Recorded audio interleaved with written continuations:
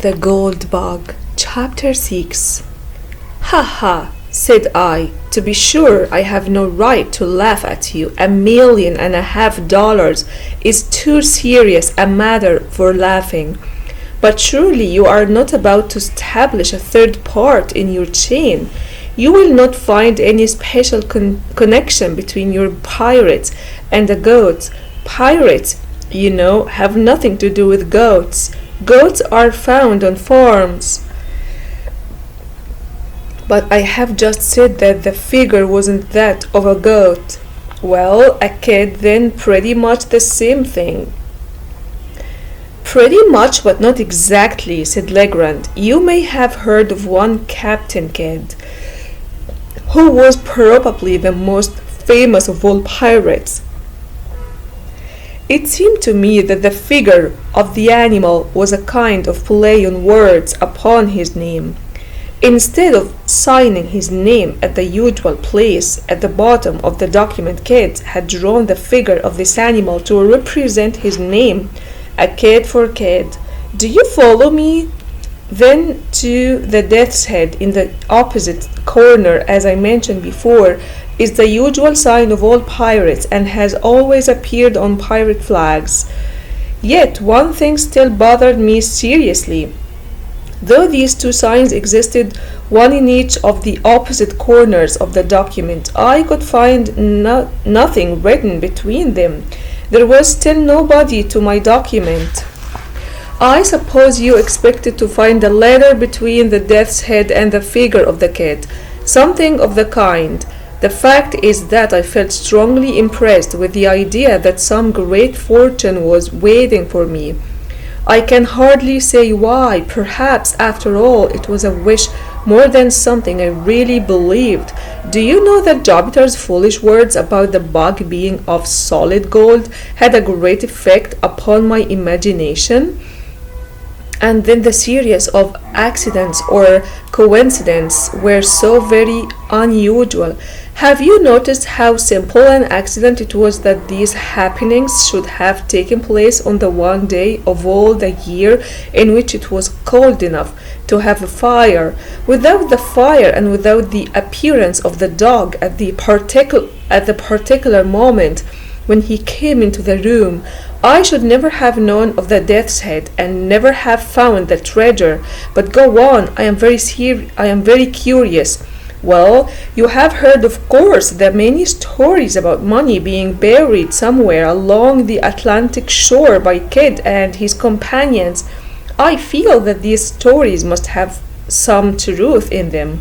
The fact that the stories have been told for so many years and so continuously could have resulted, it appeared to me, only from the circumstance that the treasure will remain buried. If Kidd had hidden his treasure for a time and later carried it away, the stories would hardly have continued to reach us in their present form. You will also notice that the stories are all about those who have looked for the money, not about anyone who succeeded in finding it. If the pirate had later removed the money, there the whole matter would surely have stopped. It seemed to me, therefore, that some accident, perhaps the document showing where the money was hidden got lost, had kept Kidd from going back and getting the treasure. The accident later became known by Kidd's followers, who might otherwise never have heard at all that the treasure had been hidden. These men tried to find the money themselves, but without success. In this way, the stories have grown and become so well known. Have you ever heard of any important treasure being found along the Atlantic coast? Never, but that Kidd's treasure was of great value was very well known. I took it for granted, therefore, that the earth still held this treasure, and you will hardly be surprised when I tell you that I felt a hope. In fact, I was almost certain that the parchment which I had found was really the lost record of where this treasure was buried. But what did you do next? I held the parchment to the fire after increasing the heat, but nothing appeared.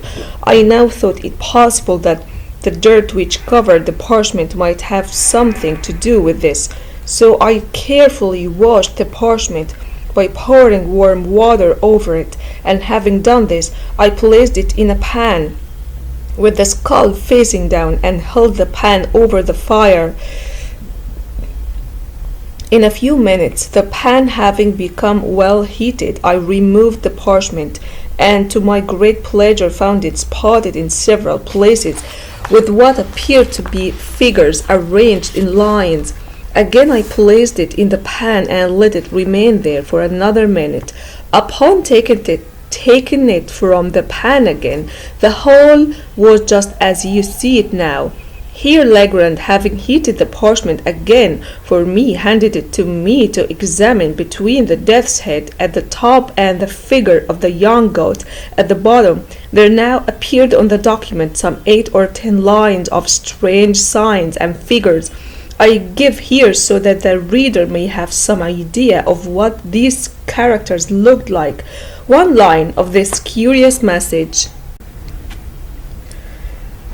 54 /305 3 closed parentheses 6 star semicolon 4826 close parentheses 4 hash close parentheses 43 close parentheses semicolon 806 star semicolon 48 hash 8 apostrophe 60 close parentheses 85 semicolon 1 hash open parentheses semicolon colon hash star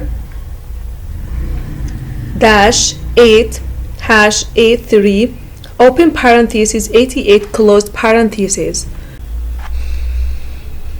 But, said I, handing him back the parchment, I am still as much in the dark as ever.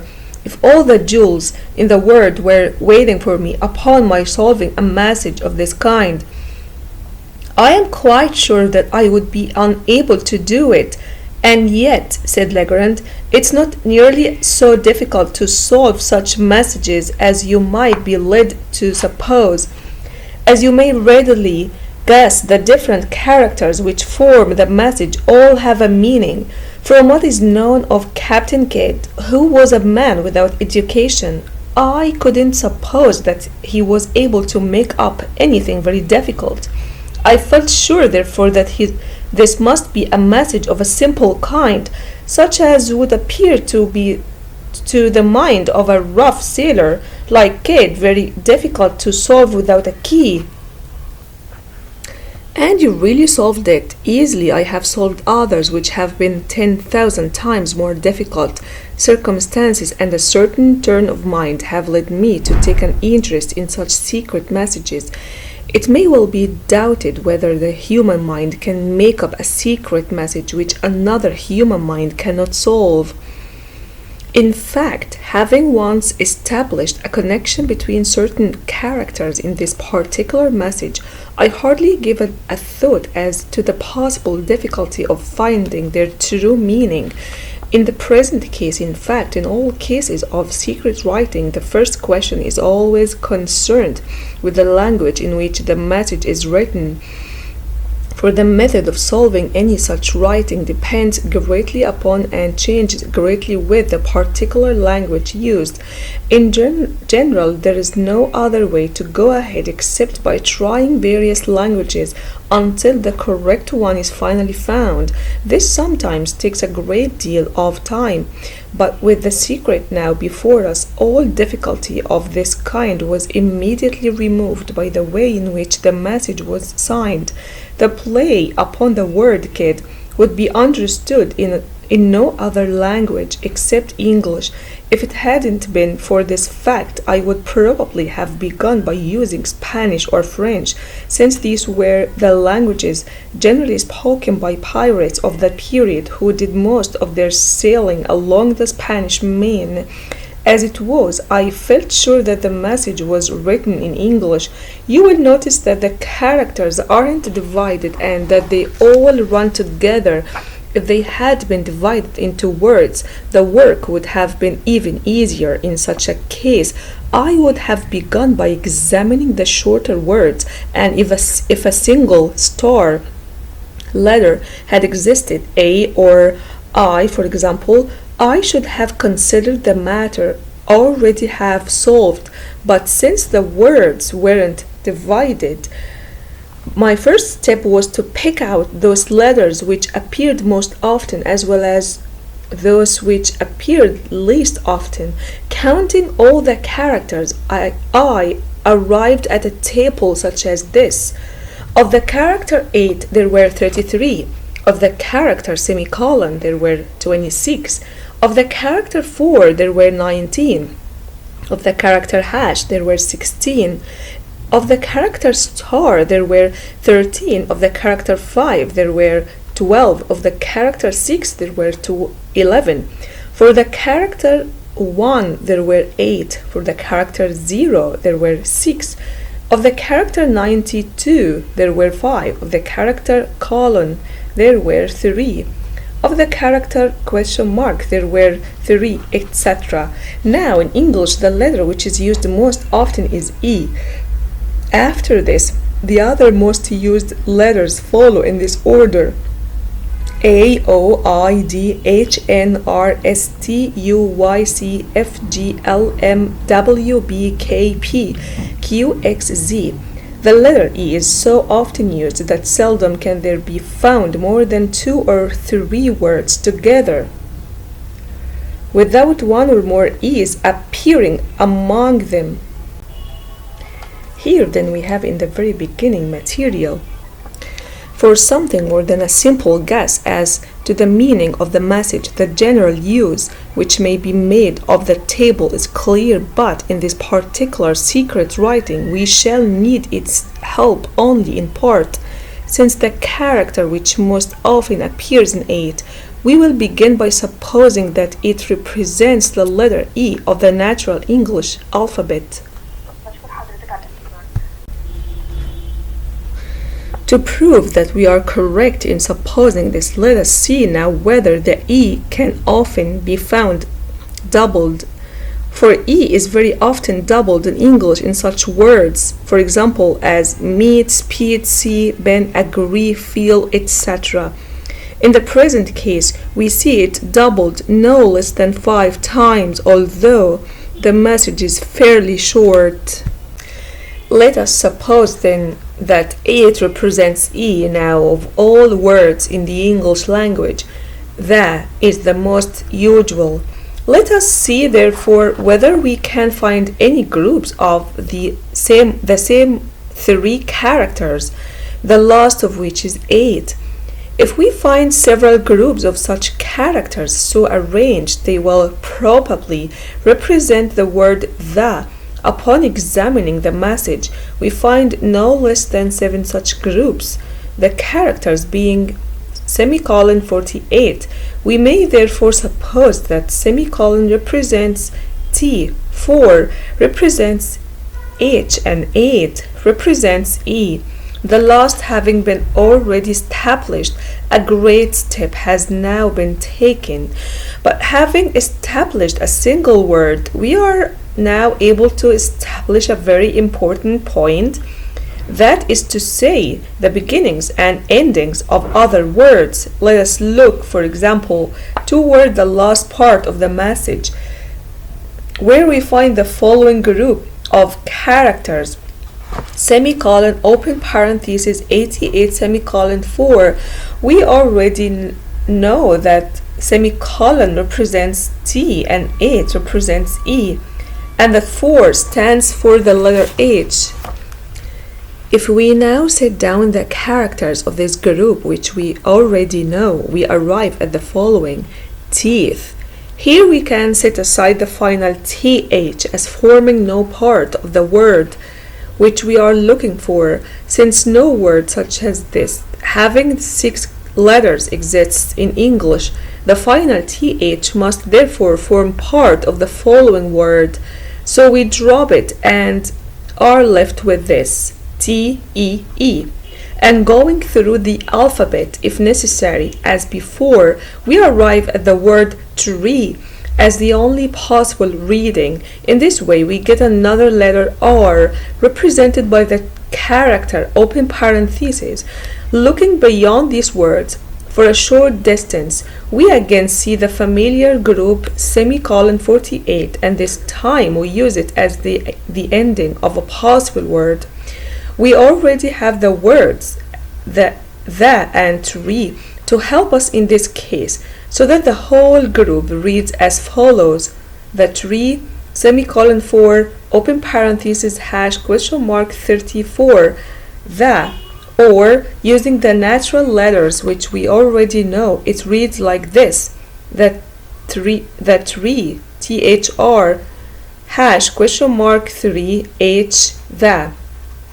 Now, if in place of the unknown characters we leave open spaces, we have the following: the tree, THR, H, the.